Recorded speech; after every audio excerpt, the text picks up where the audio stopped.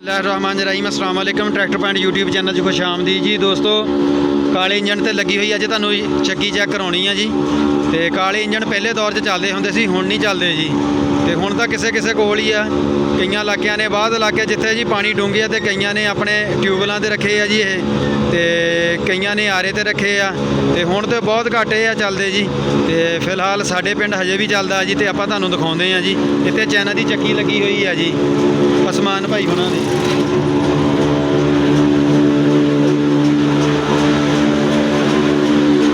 ਸਕਦੇ ਜੀ ਦੋਸਤੋ, ਤੁਸੀਂ ਉਹ ਬਾਹਰਲੀ ਸਾਈਡ ਤੇ ਆਰਾ ਲੱਗਾ ਜੀ, ਆ ਬੈਲਟ ਚੱਲ ਰਿਹਾ। ਨਹੀਂ ਤੇ ਆਪਾਂ ਉੱਧਰ ਜਾ ਕੇ ਤੁਹਾਨੂੰ ਦਿਖਾ ਸਕਦੇ ਸੀਗੇ ਜੀ। ਕਾਲਾ ਇੰਜਨ ਚੱਲ ਰਿਹਾ ਵਾ ਦੋਸਤੋ, ਤੇ ਆ ਲੱਗੀ ਚਾਈਨਾ ਦੀ ਚੱਕੀ ਜੀ।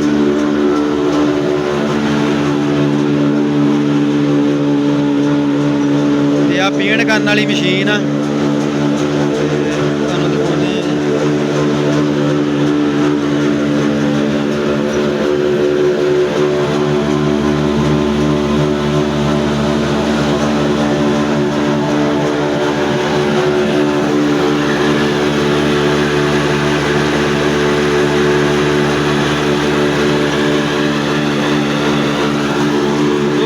ਸਾਈਡ ਥਾਣੀ ਉੱਪਰੋਂ ਪਾਰਚ ਜੋ ਦਾਣੇ ਥੱਲੇ ਡੇਗਦੇ ਆ, ਮੁੜ ਕੇ ਇਸ ਰੂਲੇ ਦੇ ਵਿੱਚ ਆਉਂਦੇ ਆ ਜਿੱਥੇ ਬਲੇਡ ਕੱਟਣ ਲੱਗੇ ਆ ਜੀ।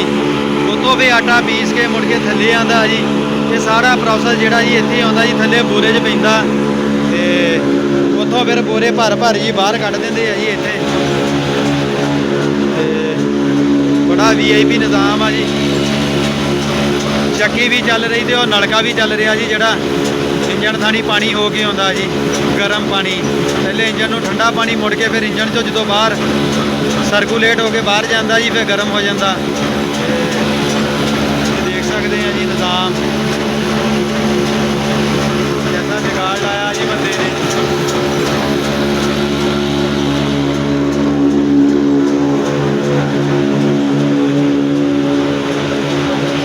अस्सलाम वालेकुम उस्मान भाई की हाल चाल है? थोड़ा ਉੱਚੀ ਬੋਲਣਾ।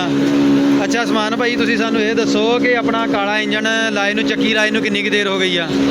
3 ਸਾਲ। ਅੱਛਾ, ਨਵਾਂ ਲਿਆ ਸੀਗਾ? ਚੱਲਦਾ ਲਿਆ ਸੀ। ਤੇ ਨਵੇਂ ਹੁਣ ਆਉਂਦੇ ਆ ਕਿ ਬੰਦ ਹੋ ਗਏ ਆ? ਬੰਦ ਹੋ ਗਏ ਆ, ਇਹ ਪੁਰਾਣੇ ਹੀ ਆ। ਇਹ ਕਿੱਥੋਂ ਲਿਆਂਦਾ ਸੀ ਤੁਸੀਂ? ਅੱਛਾ, ਸਮੁੰਦਰੀਓਂ ਲਿਆਂਦਾ ਸੀਗਾ। ਕਿਹੜੀ ਜਗ੍ਹਾ ਤੋਂ?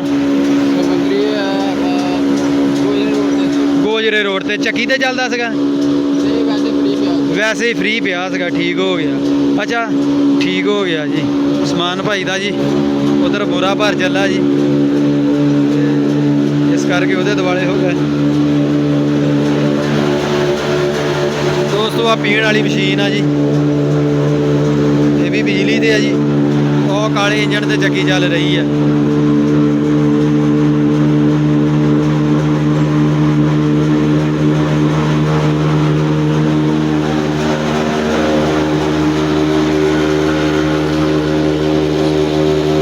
ਤੇਲ ਪਾਉਣ ਲੱਗੇ ਆ ਜੀ। ਇੰਜਣ ਦਾ ਜਿਹੜਾ ਆਇਲ ਹੁੰਦਾ ਵਾ, ਉਹ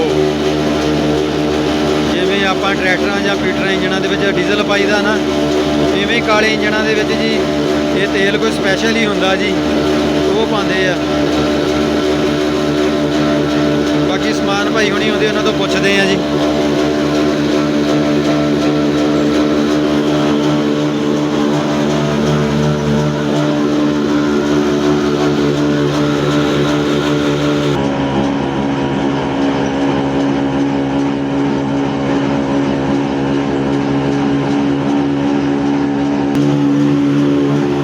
ਭਾਈ ਹੁਣੀ ਥੋੜ੍ਹੇ ਜਿਹਾ ਮਸਰੂਫ ਆ ਜੀ, ਤੇ ਕਹਿੰਦੇ ਸੀਗੇ ਜੀ ਕਿ ਇਸ ਮਸ਼ੀਨ ਦੇ ਨਾਲ ਵੰਡਾ ਵਗੈਰਾ ਜੇ ਉਹ ਜਾਨਵਰਾਂ ਦਾ ਆਸਾਨੀ ਨਾਲ ਬਣ ਜਾਂਦਾ। ਇਹਦੇ ਵਿੱਚ 2-3 ਕਿਸਮ ਦੇ ਬਲੇਡ ਜਿਹੜੇ ਆ ਨਾ, ਉਹ ਪੈਂਦੇ ਆ, ਆਟੇ ਵਾਲੇ, ਵੰਡੇ ਵਾਲੇ, ਦਲੀਏ ਵਾਲੇ ਜੀ।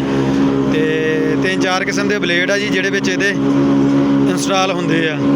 ਤੇ ਆਟਾ ਬਣਾਉਣਾ ਤੇ ਉਹ ਵਿੱਚ ਇੰਸਟਾਲ ਕਰ ਲਓ, ਦਲੀਆ ਬਣਾਉਣਾ ਉਹ, ਜਾਂ ਵੰਡਾ ਬਣਾਉਣਾ ਜਾਨਵਰਾਂ ਵਾਲੇ ਤੇ ਉਹ।